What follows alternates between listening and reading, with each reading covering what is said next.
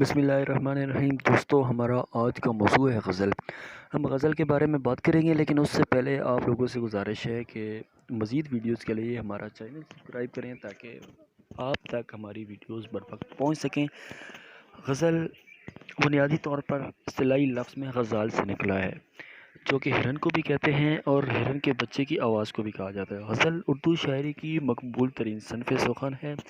غزل توازن میں لکھی جاتی ہے اور یہ ہم قافیہ و بحر ہم ردیف مصروں سے بنے اشعار کا مجموعہ ہوتی ہے۔ مطلع کے علاوہ غزل کے باقی تمام اشعار کے پہلے مصرع اولیٰ میں قافیہ و ردیف کی کوئی قید نہیں ہوتی، جبکہ مصرع ثانی میں غزل کا ہم قافیہ و ہم ردیف کا استعمال کرنا غزل میں لازمی ہوتا ہے۔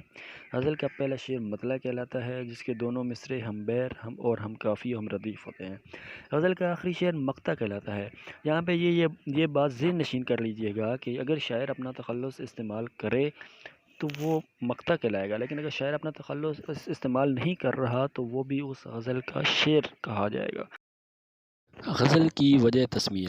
غزل کے لغوی معنی عورتوں سے باتیں کرنے یا عورتوں کی باتیں کرنے کے ہیں، چونکہ غزل میں روایتی طور پر واردات عشق کی مختلف کیفیات کا بیان ہوتا ہے، اس لیے اس صنف شعر کا یہ نام پڑا۔ غزل اس چیخ کو بھی کہا جاتا ہے جو شکار ہوتے ہوئے ہرن کے منہ سے نکلتی، جبکہ غزال ہرن کو بھی کہا جاتا ہے۔ اصطلاحی شاعری میں غزل سے مراد وہ صنف نظم ہے جس کا ہر ایک شعر الگ مکمل مضمون کا حامل ہو، اس میں عشق و عاشقی کی باتیں بیان ہوئی ہوں، خواہ وہ عشق حقیقی ہو یا عشق مجازی۔ تاہم آج کل کی غزل میں عشق و عاشقی کے علاوہ موضوعات پر اظہار خیال کو روا جانا جانے لگا ہے۔ غزل کا آغاز فارسی زبان سے ہوا، لیکن بعض روایات کے مطابق غزل وہ واحد صنف سخن ہے جس کا آغاز اردو سے ہوا۔ غزل بنیادی طور پر اس کا آغاز اردو سے ہی ہوا ہے۔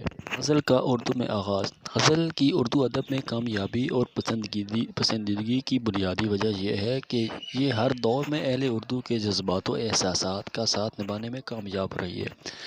تیزی سے بدلتے ہوئے حالات اور داخلی و خارجی اتار چڑھاؤ کے باوجود اردو شاعر کم و بیش ہر قسم کے تجربات کامیابی سے غزل میں بیان کرتے رہے۔ اس کا نتیجہ یہ ہوا ہے کہ بہت سی اصناف مثلاً قصیدہ، مرثیہ، مثنوی وغیرہ، جو کہ غالب اور ولی دکنی اور ان شعراء کے دور میں بہت زیادہ مقبول تھیں، رفتہ رفتہ قبول عام کے درجے سے گر گئی، مگر غزل اپنی مقبولیت کے لحاظ سے ہنوز وہیں کی وہیں ہے۔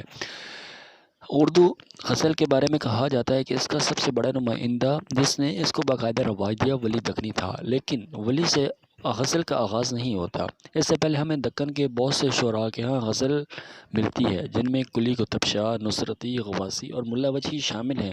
تاہم ولی وہ پہلا شخص ضرور تھا جس نے پہلی بار غزل میں مقامی تہذیبی قدروں کو سمویا۔ غزل کی ایک قسم مسلسل غزل ہے جس میں شاعر ایک ہی خیال کو تسلسل کے ساتھ بیان کرتا ہے۔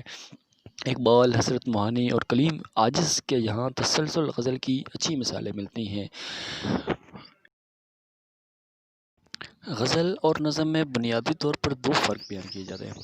غزل کا ہر ایک شعر ایک جداگانہ حیثیت رکھتا ہے، جبکہ نظم میں ایسا نہیں ہوتا۔ نمبر دو، غزل کا کوئی عنوان نہیں ہوتا، جبکہ نظم اپنے موضوع کے مواقف باقاعدہ ایک عنوان رکھتی ہے۔ اہم فارسی اور اردو غزل گو۔ فارسی اور اردو زبان میں غزل کہنے والوں میں شامل ہیں حافظ شیرازی، ولی دکنی، مرزا اسد اللہ خان غالب، میر تقی میر، مومن خان مومن، داغ دہلوی، حیدر علی آتش، جاں نثار اختر، خواجہ میر در، جون ایلیا، فیض، احمد فراز، فراق گورکھپوری، محمد اقبال، شکیب جلالی، ناصر کاظمی، ساحر لدھیانوی، حسن موہانی، مختوم محی الدین، جگر مراد آبادی، منیر نیازی، محمد رفیع سودا، قتیل شفاعی، احسان سہگل، مجروح سلطان پوری، ولی دکنی اور محمد ابراہیم ذوق کے نام قابل سر فہرست ہیں۔